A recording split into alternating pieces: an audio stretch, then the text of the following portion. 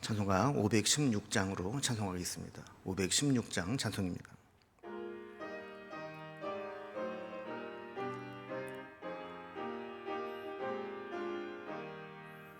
옳은 길 따르라 의의 길을, 세계 만민의 참된 길, 이 길 따라서 살 길을 온 세계에 전하세.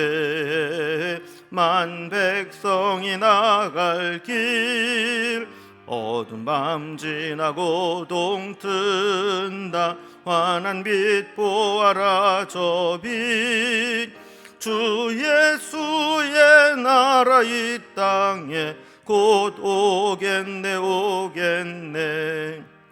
주 예수 따르라 승리의 주, 세계 만민이 나갈 길과 진리요 참 생명, 내 창검을 부수고 다 따르라 화평왕.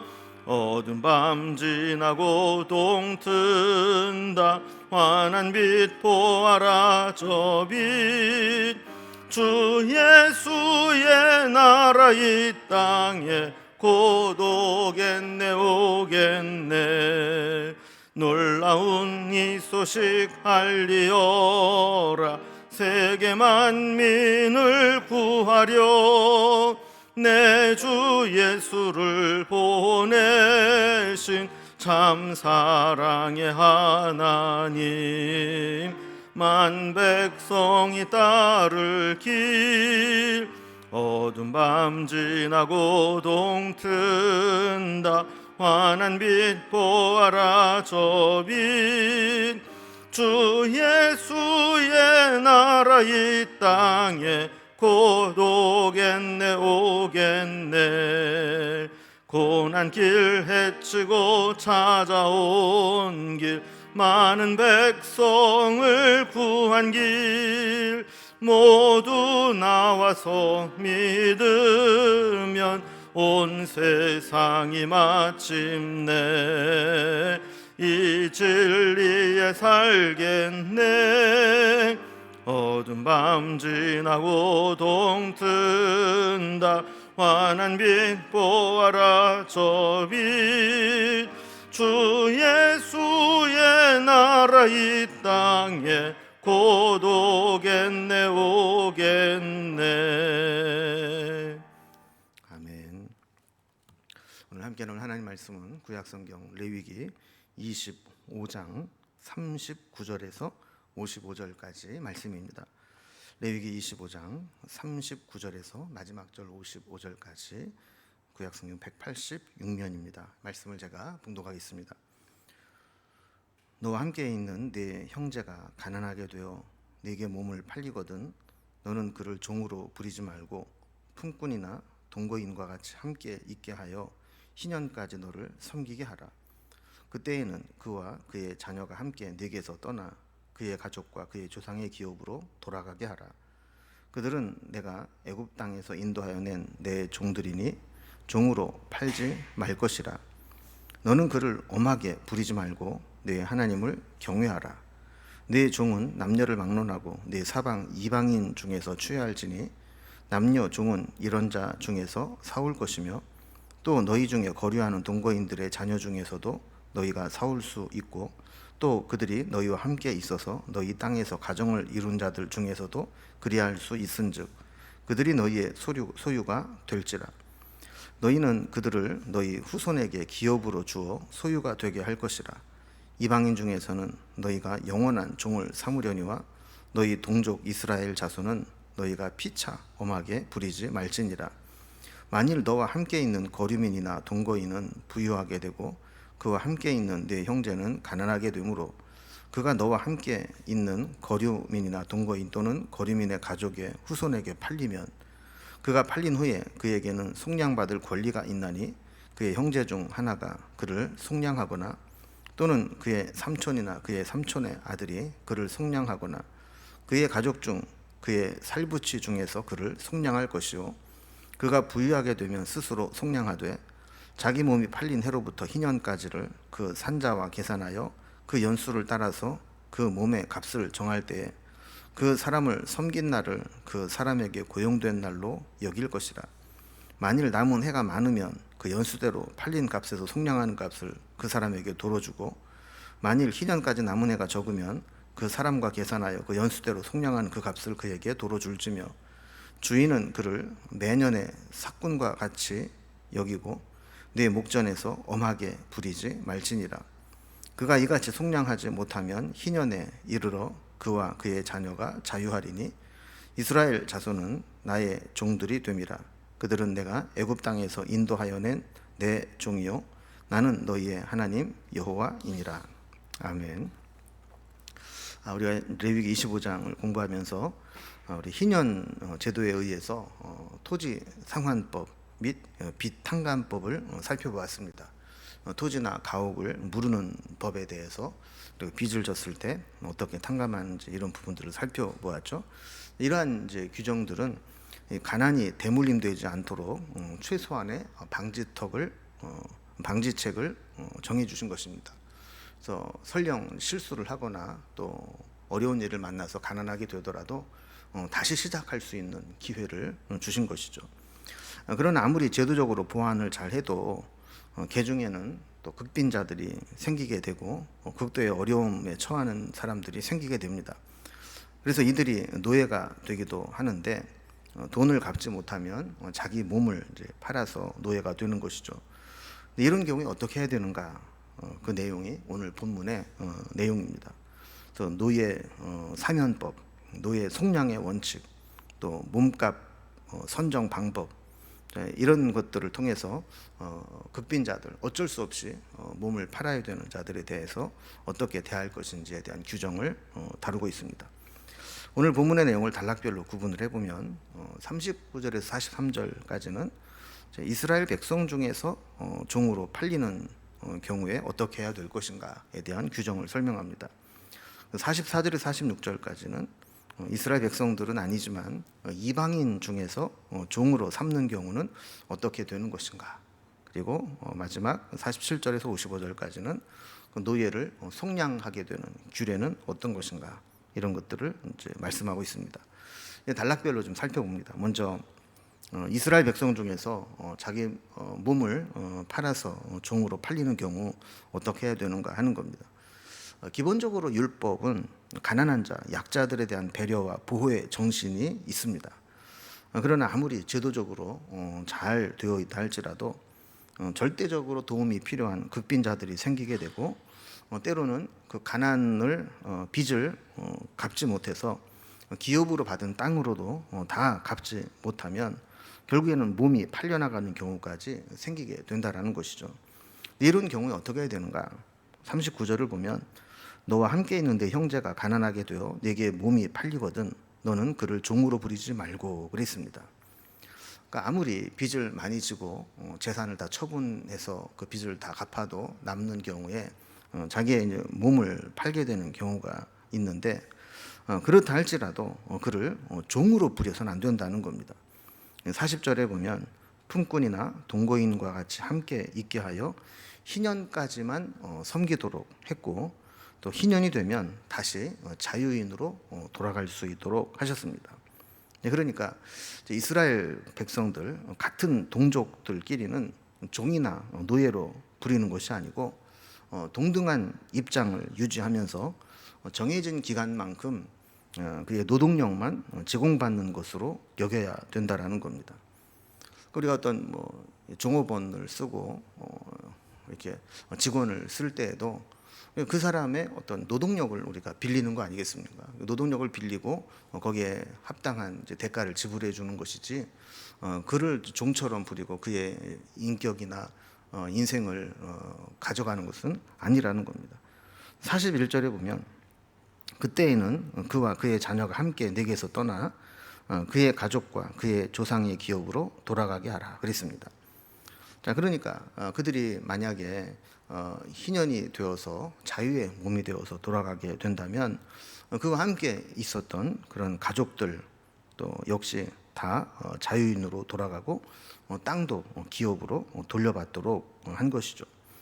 42절에 보면 그들은 내가 애굽 땅에서 인도하여 낸 내 종들이니 종으로 팔지 말 것이라 그랬습니다. 그러니까 아무리 가난 때문에 또 빚 때문에 팔려온 자라 할지라도 그들 역시 하나님이 애굽 땅에서 구원해낸 하나님의 백성들이기 때문에 그들을 사람들이 사고 팔고 종처럼 부릴 수 없다라는 겁니다. 그래서 43절에 보면 너는 그를 엄하게 부리지 말고 네 하나님을 경외하라 그랬습니다. 오늘 본문에 보면 엄하게 부리지 말라라는 말씀이 계속 반복되는 것을 보게 됩니다. 여기 43절뿐만 아니라 46절 또 53절에도 계속해서 그들을 엄하게 부리지 말라라고 말씀하죠. 갑질을 하거나 학대를 하거나 인격적으로 모독을 하거나 이래서는 안 된다는 겁니다. 자, 이렇게 이스라엘 백성들은 살면서 빚을 지고 그것 때문에 몸이 팔려가는 일이 있다 할지라도 동등한 입장에서 노동력만 제공받는 것이지 그를 종으로 삼아서는 안 된다 그랬습니다. 그 두 번째로 보면 그러나 종으로 삼을 수 있는 경우를 설명하는데 이방인들 중에서는 종으로 삼을 수 있다라는 거예요. 그래서 동족이 아닌 이방인 중에서 종으로 삼을 수 있는 경우를 설명합니다.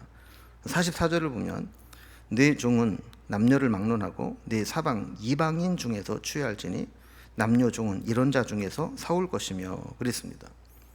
그러니까 종을 돈으로 주고 사는 것, 요즘 윤리 기준으로 보면 있을 수 없는 일이지만 당시 기준으로는 허용되는 일이었기 때문에 만약에 종으로 사올 수 있는 사람은 동족 이스라엘은 안 되고 이방인 중에서는 돈을 주고 사올 수 있다, 이런 이야기입니다. 그래서 45절에 보면 또 너희 중에 거류하는 동거인들의 자녀 중에서도 너희가 사올 수 있고 또 그들이 너희와 함께 있어서 너희 땅에서 가정을 이룬 자 중에서도 그리할 수 있은즉 그들이 너희의 소유가 될지니라 그랬습니다. 44절이 외국인에서 직접 종으로 삼은 자라면 지금 읽은 45절의 말씀은 이미 이스라엘 공동체 안에 들어와서 함께 살고 있는 외국인이나 이방인 그리고 그의 자녀들을 종으로 삼을 수 있다라는 겁니다. 그러니까 외국인이 들어와서 함께 살아가는데 그들이 어떤 실패를 하고 또 빚을 지고 이렇게 됐을 경우에 그는 돈을 주고 사서 종으로 삼을 수 있다 하는 겁니다. 그리고 46절에 보면 이방인 중에 종으로 삼은 자의 후손에게 기업으로 넘겨줄 수 있게 했습니다. 그래서 이방인에서 종으로 삼은 자는 그 후손들에게 대대로 종으로 이어져 갈 수 있도록 상속되도록 한 것이죠. 그러나 다시 한번 강조합니다. 동족 이스라엘은 종으로 삼을 수 없고 상속되어 종이 되도록 하지 못하게 했습니다. 그리고 피차 엄하게 부리면 안 된다라고 말씀을 하죠. 이제 세 번째 단락을 봅니다. 이제 노예를 속량하는 규례, 노예로 삼았다가 노예를 속량하는 규례인데 47절 이하에 보면 사실 훨씬 더 심각한 상황을 설정하고 이야기를 합니다. 만약에 이제 가나안 땅에 거주하는 이방인이 이스라엘 백성 중에서 종으로 사는 경우 어떻게 해야 되는가 하는 겁니다. 그러니까 경제적인 어려움 때문에 이 동족에게 종처럼 이렇게 팔려가는 것도 비극적인 일이지만 이방인에게 팔려가는 것은 사실 이루 말할 수 없을 정도로 심각하고 불행한 일이죠. 근데 그런 일이 있을 수 있다는 겁니다. 외국인들, 함께 거류하는 외국인들이 돈을 크게 벌고 또 하나님의 백성이 그들에게 이제 빚을 지게 되고 갚지 못하게 되면 그들에게 이제 종으로 이제 팔려가게 되는데 그럴 때 어떻게 하느냐 하는 겁니다. 47절을 보면 만일 너와 함께 있는 거류민이나 동거인은 부유하게 되고 그와 함께 있는 내 형제는 가난하게 되므로 그가 너와 함께 있는 거류민이나 동거인 또는 거류민의 가족 후손에게 팔리면 그랬습니다. 여기 나오는 뭐 거류민, 동거인, 거류민의 가족의 후손 이런 사람 다 이방인으로서 이스라엘 공동체에 들어와서 함께 살고 있는 사람들을 의미합니다.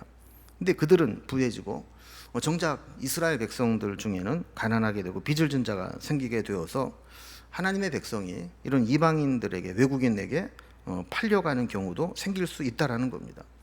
이런 경우 어떻게 되는가? 48절에 보면 이런 경우에는 속량받을 권리가 있다 이렇게 말씀을 하면서 대신 속량해 줄 사람은 그의 형제 중 하나가 그를 속량할 수 있다. 가까운 형제부터 그런 의무나 권리가 생긴다는 겁니다. 49절에 보면 그의 삼촌이나 삼촌의 아들 혹은 가족 중 살부치 중에서 속량하도록 했습니다. 그리고 이제 그 룻기에서도 보아스가 기업 물을 자가 되어서 이 고엘이라고 하는 구속자가 되어서 그의 빚을 다 갚아주고 그의 기업을 돌리는 것을 보지 않습니까? 바로 이렇게 살부치 친족 가까운 순서대로 이 기업 물을 자의 권한이나 의무가 생기게 되는 겁니다. 50절에 보면 몸값을 계산하는 방법을 이제 이야기합니다. 자, 토지와 마찬가지로 희년까지 남은 횟수를 계산해서 몸값을 정하도록 했습니다. 그래서 51절에 보면 희년까지 남은 횟수가 많으면 그만큼 많이 속량하는 값을 주어야 되고, 52절의 말씀과 같이 희년까지 남은 횟수가 적으면 그 연수를 속량하는 만큼만 적게 계산해서 주면 된다는 것이죠. 53절에 보면 같은 내용을 다시 반복해서 설명합니다. 주인은 고용된 종을 노예처럼 부리지 말고 사꾼처럼 여기라는 겁니다. 그러니까 돈을 주고 노동력을 산 것이지 그 이상은 아니라 이렇게 여기라는 겁니다. 엄하게 부리지 말라고 다시 한번 강조합니다. 이방인은 이스라엘 공동체 중에서 소수이고 또 겨우 거류민 자격을 얻어서 살아가는 자들입니다. 그런데 이 상황이 역전되어서 이방인 거류민 중에 돈을 많이 벌게 되고 이스라엘 백성 중에 돈을 갚지 못해서 그 이방인의 노예가 되는 경우가 있는데, 이런 경우에도 보복하듯이 함부로 엄하게 대하지 말고 매년 계약을 갱신해야 되는 존재로 여기라, 이렇게 이야기를 하는 것이죠. 그러니까 종신토록 내 종이다 이것하고 매해마다 새롭게 계약을 해야 된다라는 것하고는 생각이 다르기 때문에 그런 겁니다. 54절에 보면 그가 스스로 속량하지 못해도 희년이 되면 이스라엘의 규례대로 풀어주어서 자유를 얻게 했습니다. 그러니까 이스라엘 백성 가운데 사는 사람은 이방인들도 이 법을 따르라는 거예요. 그래서 외국인, 이방인이 이스라엘 백성들을 종으로 삼았으면 그 공동체 안에서는 희년이 되면 다시 다 풀어주어야 되는 그 희년의 규례를 따르라는 겁니다. 55절에 보면 그 이유를 이렇게 설명합니다. 이스라엘 백성들이 형편상 이방인에게 팔려가긴 했지만 결국 그들은 하나님이 택해서 애굽 땅에서 인도해낸 하나님의 백성들이라는 것이죠. 다 하나님의 소유이고 하나님의 백성된 자들이기 때문에 이방인이 하나님의 백성을 종신토록 살 수는 없다라는 겁니다. 우리는 상황이 조금만 좋아지면 높은 자리에 오르게 되고 너무 쉽게 올챙이가 개구리가 올챙이 쪽 생각하지 못하는 것처럼 교만해지고 기고만장해지기 쉽습니다. 성경은 우리가 실수한 것이 있고 또 비참한 처지에 빠지게 된다 할지라도 다시 시작할 수 있는 희년이라고 하는 기회를 우리에게 주셨습니다. 희년이라는 뜻이 기쁨의 해라는 뜻이거든요. 내 힘으로는 도저히 감당할 수가 없고 그것을 물을 수 없지만 희년이 되면 다시 원상복귀 되어서 새롭게 새로운 마음으로 새 출발을 할 수 있는 기회를 주셨다라는 겁니다. 그래서 우리가 이 사실을 기억하고 서로 돕고 섬기면서 하나의 공동체를 이루어가는 것, 이것이 중요하다라는 이야기를 합니다. 여러분, 사람은 높고 낮음이 없습니다. 다 똑같은 하나님의 백성, 하나님의 자녀이기 때문에 내가 어떤 경제적인 면에서 좀 월등하든지 아니면 세상 지위에서 조금 높은 자리에 있든지 아니면 뭔가 집안이 좋든지 뭔가 남들보다 조금 나은 것이 있다 할지라도 그것을 가지고 자랑하거나 차별해서는 안 되고 같이 함께 하나님의 백성으로 살아가는 자들임을 기억하라라는 겁니다. 오늘도 우리에게 주신 이 말씀을 붙잡고 늘 희년의 정신을 기억하고 살아갈 수 있기를 주님의 이름으로 기원합니다. 기도하겠습니다. 하나님 아버지, 살다 보면 우리가 정말 힘든 일을 만날 때가 있습니다. 회복 불능 상태에 빠지기도 하고 내 힘으로는 도저히 이전의 모습으로 돌아갈 수 없는 상황을 만나기도 합니다. 그런 하나님은 희년이라고 하는 제도를 통해서 50년에 한 번씩 원래 상태로 돌아가고 회복될 수 있는 길을 열어주셨습니다. 우리에게 희년을 주신 하나님의 은혜를 기억하게 하시고, 때로 지금 힘들고 어렵고 또 망가진 모습들이 있다 할지라도 희년의 은혜를 힘입어 다시 새롭게 시작할 수 있는 용기와 믿음을 허락해 주옵소서. 주님 안에서 우리는 매번 희년의 기쁨을 맛보게 되는 줄로 믿습니다. 절망한 자리에서 다시 시작하게 하시고 다시 일으켜 세워주시고 다시 회복시켜 주시는 하나님의 은혜를 힘입어 오늘도 살아갈 수 있도록 인도해 주옵소서. 주님께 감사드리며 예수님의 이름으로 기도드리옵나이다. 아멘. 각자의 기도 제목들로 자유롭게 기도하시겠습니다.